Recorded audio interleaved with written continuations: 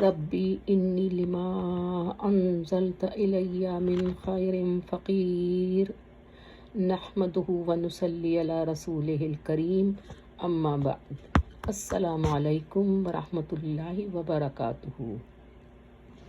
آج ہم نون ساکن اور تنوین کے تیسرے حکم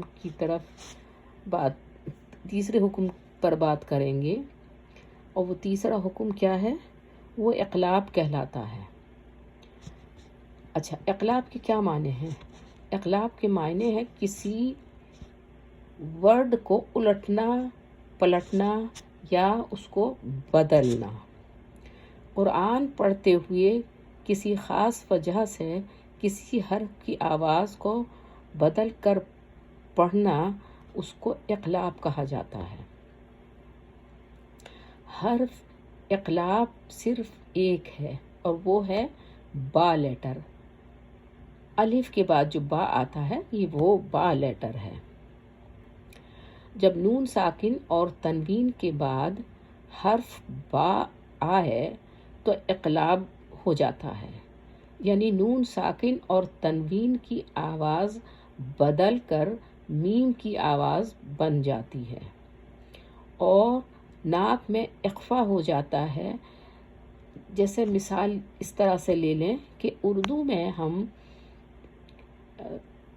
کہتے ہیں عنبر، عنبر، تو یہ عنبر جو ہے، یہ نون تو ناک میں چلا گیا اور میم کی سی آواز نکلتی ہے عنبر میں۔ پھر دمبا، نون ناک میں چلا گیا، میم کی آواز آ رہی ہے دمبا۔ پھر شمبا، اسی طریقے سے میم کی آواز آتی ہے اور نون ناک میں چلا جاتا ہے۔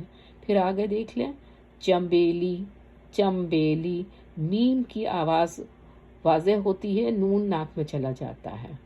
تو یہ ہمارے یہاں اردو میں اس طرح سے نون لکھا تو جاتا ہے لیکن آواز خود بخود ہی بدل جاتی ہے۔ ہمارے یہاں میم کا رواج نہیں ہے، میم نہیں لکھا جاتا ہے، تو بہرحال لیکن آواز ہم تبدیل کر لیتے ہیں۔ اسی طریقے سے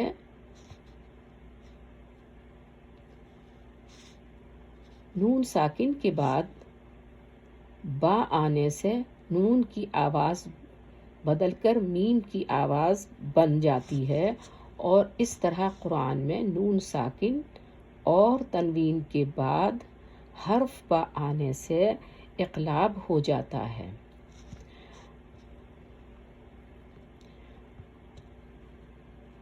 اچھا، اس کے علاوہ جس ورڈ میں اقلاب ہوتا ہے اس جگہ پر نون ساکن یا تنوین پر چھوٹا سا میم لکھا ہوا ہوتا ہے۔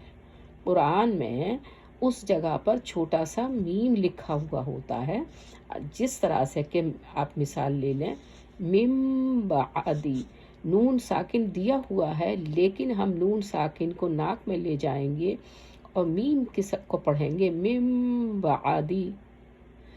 دمبن، نون ساکن ناک میں چلا جائے گا اور میم کو پڑھا جائے گا، میم کی آواز واضح ہوگی دمبن۔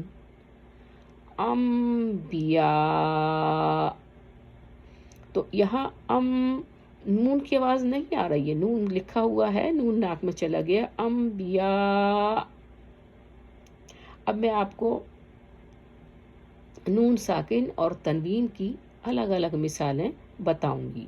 تو پہلے آ جائیے نون ساکن کی مثالیں اقلاب میں۔ تو وہ کون کون سے ورڈ ہیں، میں چند الفاظ دے رہی ہوں، بتا رہی ہوں آپ کو۔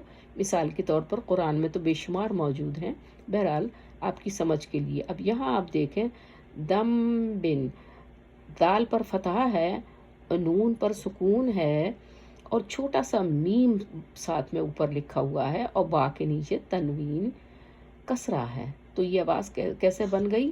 نون کی آواز نہیں آ رہی ہے، اور دم بن، نون ناک میں چلا گیا، میم مل سے پڑھا گیا ہے، اور دم بن۔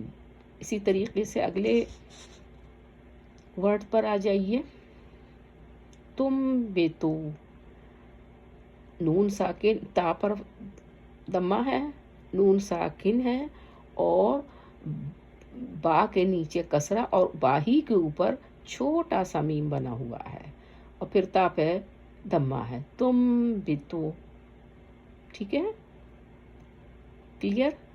अब आप आगे देखें, अम्बा अका, मीम पढ़ा जा रहा है, नून नहीं पढ़ा जा रहा है यहाँ पे। सुम बोले ही, सुम, मीम की आवाज़ नून को नाक में ले गए और मीम को पढ़ा सुम बोले ही।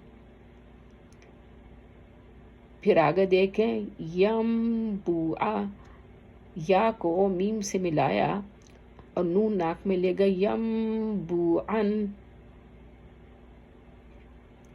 ठीक है, आगे देखें, मिम बादी, मिम बकलिहा, मिम बैनी, मिम बनी इसराइल।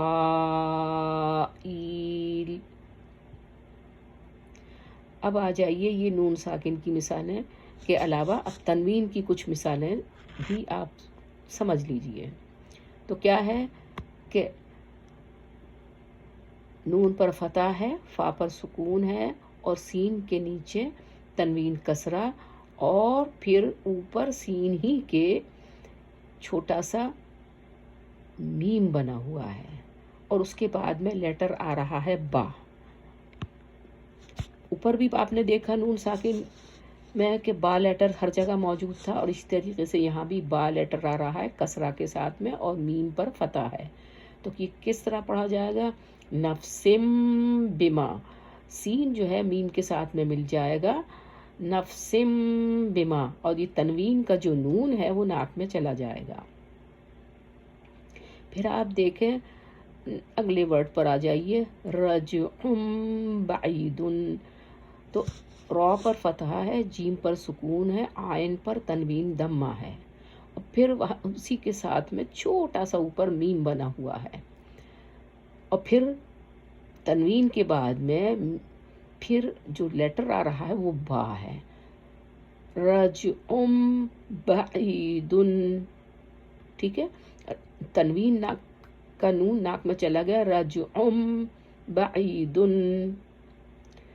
आगे देखें, शिकाकिम बाइदिन, काफ के नीचे तनवीन कसरा और फिर साथ में ऊपर छोटी सी मीम बनी है और उसके बाद में लेटर बा है, उसके ऊपर फतह है, शिकाकिम बाइदिन। फिर आप आगे देखिए, हलीमुम बिमा, तारिकुम बादु, ज़ौजिम बहीजिन, शदीदम बैनी, सुम्मुम बुकमुन, वल्लाहु मुहीतुम बिल काफिरीन, खबीरम बसीरा। तो इस तरह से अब ये बात क्लियर हो गई है कि जहाँ भी हम इक़लाब करेंगे बा लेटर भी वहाँ मौजूद होना चाहिए और छोटी सी मीम भी मौजूद होना चाहिए। और ये नून साकिन और तनवीन का है। नून साकिन की मिसालें भी मैंने आपको बतला दी हैं और तनवीन की भी। इसकी बेशुमार मिसालें कुरान में तनवीन और नून साकिन की ये इक़लाब की बेशुमार मिसालें कुरान में मौजूद हैं। तो मैं समझती हूँ कि ये आपको क्लियर हो गया होगा इंशाअल्लाह ताला। और आइंदा अगर कोई आपको कुछ डिफ़िकल्टी हो तो आप मुझे कॉल करके मेरे नंबर पर मुझसे बात कर सकती हैं। और इसके अलावा मेरे इस चैनल को आप सब्सक्राइब भी कर लें और आगे फॉरवर्ड भी करें। और अगर आप पसंद आता है तो इसको लाइक भी करें या अपने कमेंट्स भी दें, जो भी है।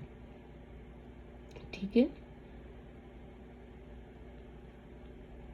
अक़ौलो क़ौली हाज़ा, अस्सलामु अलैकुम वरहमतुल्लाहि वबरकातुहू।